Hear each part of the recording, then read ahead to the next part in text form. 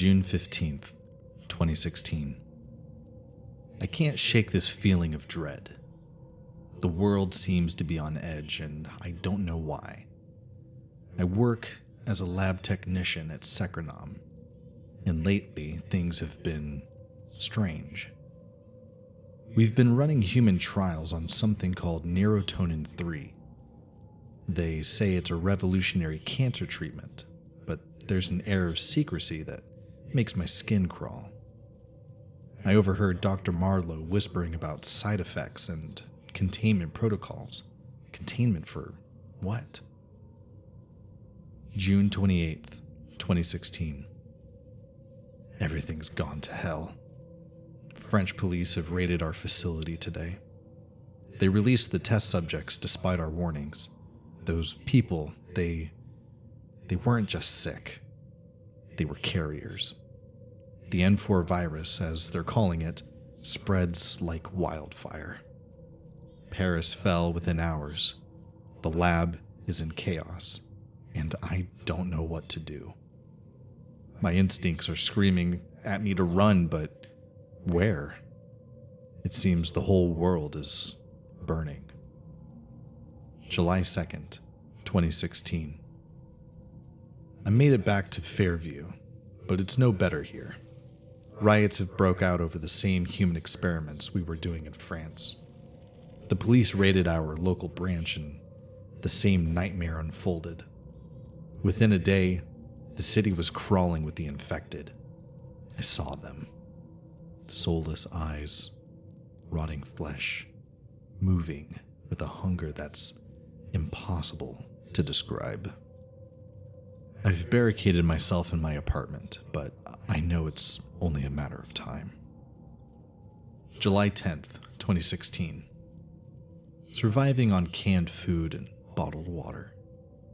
Every day, the sounds of the infected get closer. Screams, gunshots, the growl of those things. I found a gun in my neighbor's apartment, along with some ammo. It isn't much, but it's better than nothing. I'm starting to think I'll need it sooner rather than later. August 1st, 2016. I ventured out today. The streets, they're unrecognizable. Abandoned cars and debris, the corpses. The smell is unbearable. I scavenged what I could from the nearby grocery store, but it had already been picked clean. I did find a few tins of beans and some expired protein bars. It'll have to do for now. I have to keep moving. Staying in one place is a death sentence. September 15th, 2016. Found a group of survivors holed up in an old church. They were wary of me at first, but after seeing the state I was in, they brought me in. There's about a dozen of us.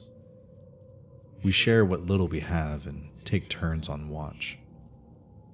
It's safer than being alone out there.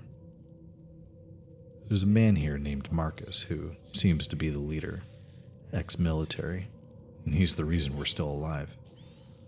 He's taught us how to fortify the place, how to fight, how to survive. October 30th, 2016. We lost 3 people today. A horde attacked during the night. The church doors held, but they got in through a broken window. God, it was chaos. The blood, screams, the sound of the teeth gnashing. We fought them off, but at what cost? Every day is a fight for survival. I don't know how much longer I can keep doing this. I don't know how much longer we can keep this up. December 25th, 2016. Christmas. It's hard to believe it's Christmas. We managed to find an old bottle of whiskey and shared it around. It was a brief moment of respite, a reminder of what life used to be like. But reality crashed back and quickly. There's never room for celebration in this world. Only survival. July 18th, 2017. Marcus was bitten. He told us he'd be fine, but we all knew better. There's no coming back from a bite. He asked me to do it. He said he trusted me. I waited until he was asleep,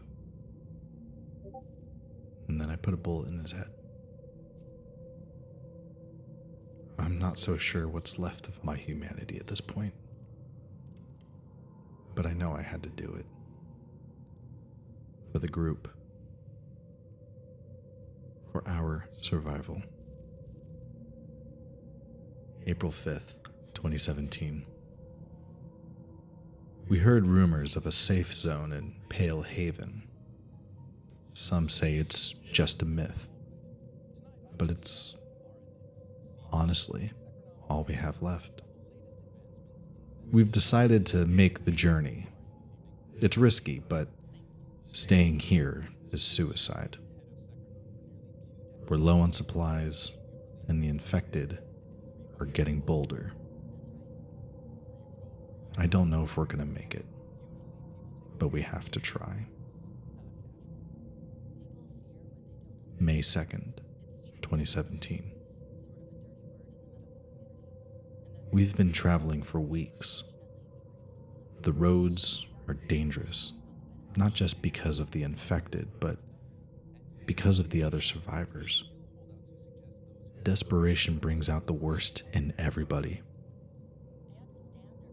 We've had to fight off raiders more than once, and now there's just 6 of us. I can feel the weight of every lost life pressing on me.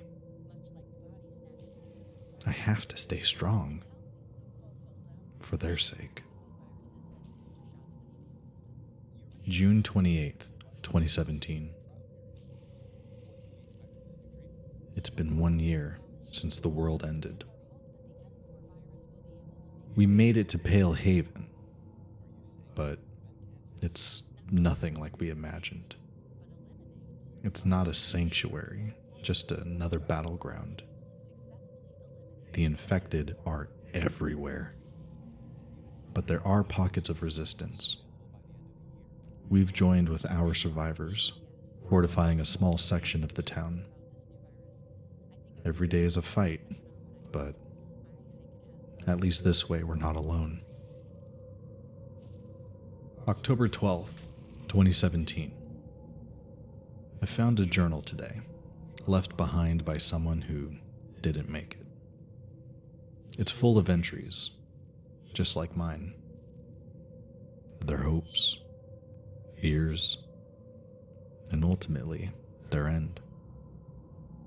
It is a stark reminder of how fragile we are. But through it, it gave me something else. A sense of purpose. I'm going to continue writing, and maybe one day, someone will read this and understand what we went through. And maybe it'll help them survive. Or maybe not. I don't know. December 31st, 2017. New Year's Eve. We gathered around a makeshift fire, sharing stories of the past and dreams for the future. Everything is still bleak, but it's something. I don't know what the next year will bring, but I'm still here, still fighting. For now, that's enough.